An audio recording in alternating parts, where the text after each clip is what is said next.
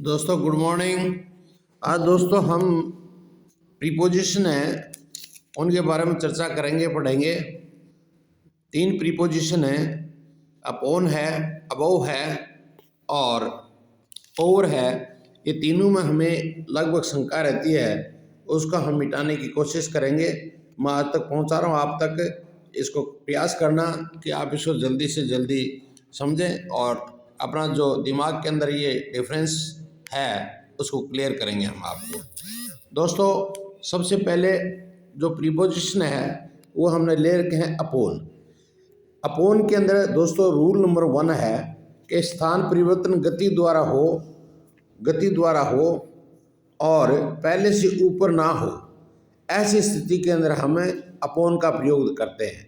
यानी किसी वस्तु के अंदर गति हो और पहले से आपके ऊपर ना हो चीज़, तो उसके लिए हम अपोन का प्रयोग करते हैं। जैसे इंग्लिश में इसको कहते हैं changing of place by moment and not upon earlier then upon preposition is used.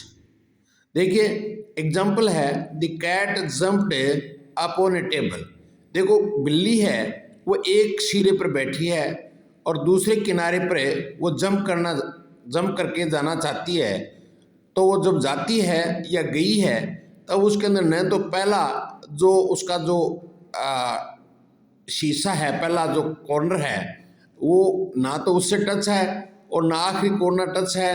हाँ टच हो सकती है, उसकी कंडीशन मोमेंट्स करती है तब, लेकिन वो जब वहाँ से एक कॉर्नर से जब जंप करती है तो दूसरे कॉर्नर पर जाती है, तो उसके अंदर ना तो पहले से पोजीशन है उसकी और इसमें गति होती है, तब इसमें प्रीपोजिशन आपका दोस्तों अपॉन आएगा।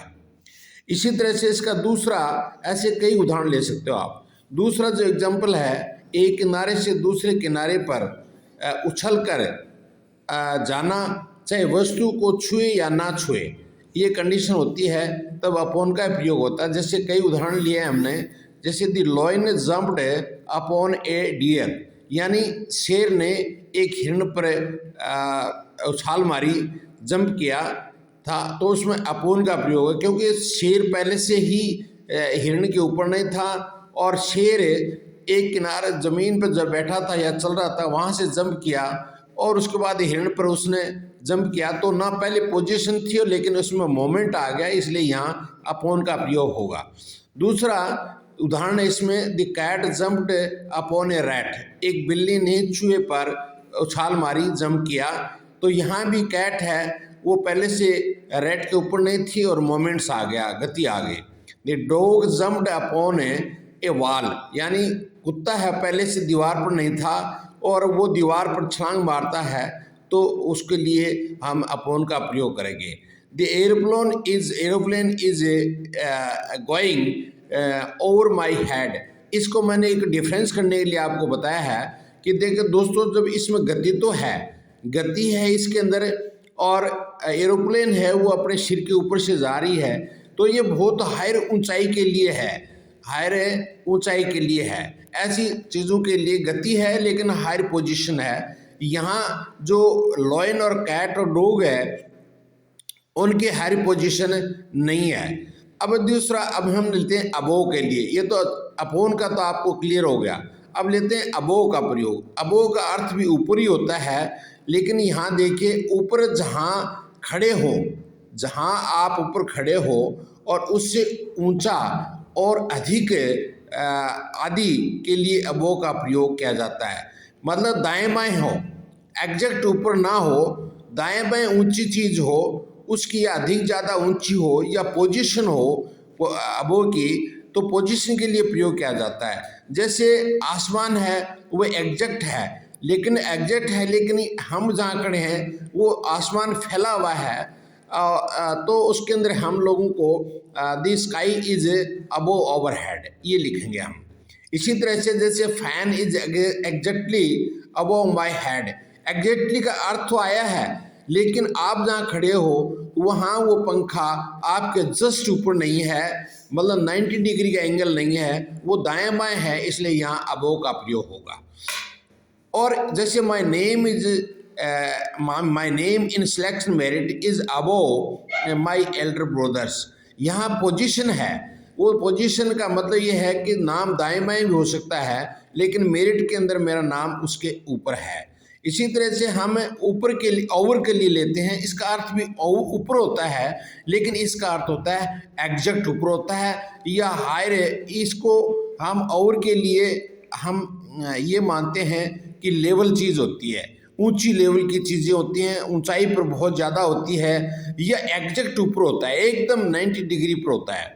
जैसे रूल है, ओवर का प्रयोग किसी वस्तु का सीधा ऊपर होने पर किया जाता है, परंतु एक दूसरे को छुआ या ना छुए ये कोई कंडीशन नहीं है। जैसे there was a lamp hanging the table, over आएगा यहाँ क्योंकि ठीक ऊपर है। आप मान लो टेबल पर बैठे, नहीं कुर्सी पर बैठे, टेबल पर लैंप रखा हुआ है और पढ़ रहे हो, तो लैंप की जो रोशनी है, बल्ब है, वो आपके किताब पर टेबल पे एग्जैक्ट पड़ रही है, इसलिए यहाँ ओवर का प्रयोग होगा। अगला इसका नियम देखिए दोस्तों, बहुत ही अच्छी तरह से समझाया है मैंने। अब जैसे ओवर का दूसरा नियम है, स्पर्श होने पर गति हो और ढकने का अर्थ हो या भाव प्रकट करता हो, यानी गति हो, गति भी हो उसमें और उसके अंदर ढकने का अर्थ हो। जैसे I am spreading the cloth, यहाँ आप ING लगा दीजिए, ये I am spreading present continuous tense है। I am spreading the cloth over the dish of food, यानी मैं भोजन की थाली पर कपड़ा फैला रहा हूँ, या तो क्या कर रहा है, गति भी है और उसके अंदर आपको एग्जैक्ट उस थाली के ऊपर कपड़ा बिछा रहा है ताकि मक्खियाँ उसके ऊपर ना गिरे बैठे। तो इसका मतलब एग्जैक्ट है, 90 डिग्री का काम पूरा कर रहा है और ढकने का भी काम कर रहा है। अब हम इनके अंदर अपोन है, अबोव है या ओवर है, इनके अंदर डिफरेंस क्या है, इनके बीच में हम तीनों के या दोनों के बीच में क्या अंतर है। जैसे दोस्तों मैंने पहले बताया आपको अपोन का, दी lion jumped upon a sheep, इसमें मोमेंट है, इसके अंदर क्या है, मोमेंट है, एग्जैक्ट ऊपर नहीं है। ये दूसरा मैंने लिया है अबोव का, the fan is above my head, ये दाएं बाएं है, इसकी हायर पोजीशन है, इसलिए इसके लिए अबोव का प्रयोग होगा। दूसरा इसके अंदर ओवर का प्रयोग, the bird is exactly over my head, इसमें इसका लेवल है, यानी एकदम चिड़िया, आप पेड़ के नीचे खड़े हो और जहाँ आप खड़े हो वो चिड़िया एकदम आपके 90 डिग्री ऊपर बैठी हुई है, इसलिए एक ओवर का प्रयोग करेंगे।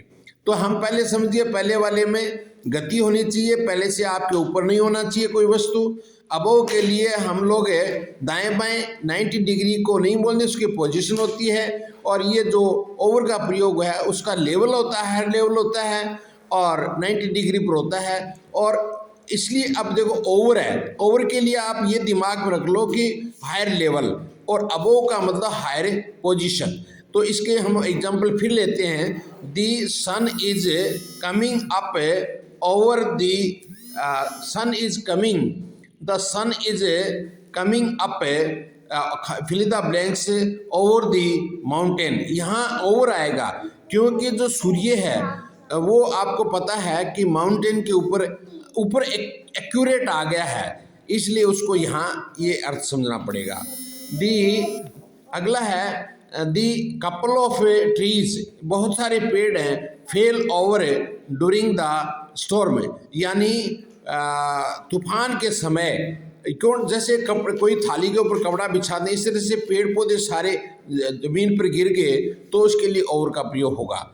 दूसरा है the sun shines above our head, यहाँ आपको अबोव का प्रयोग करेंगे क्योंकि दाएं बाएं है, सन है वो दाएं बाएं चमक रहा, ऐसी कंडीशन है। He is standing over the bridge, over और अबोव का ठीक और एकदम एक्यूरेट, आप जहाँ खड़े हो वो मतलब आप मतलब ब्रिज के बिल्कुल मध्य में खड़े हो। तो the aeroplane is going over my head, इसका मतलब मोमेंट है और काफ़ी हायर लेवल पर है, इसलिए आपका ओवर का प्रयोग होगा।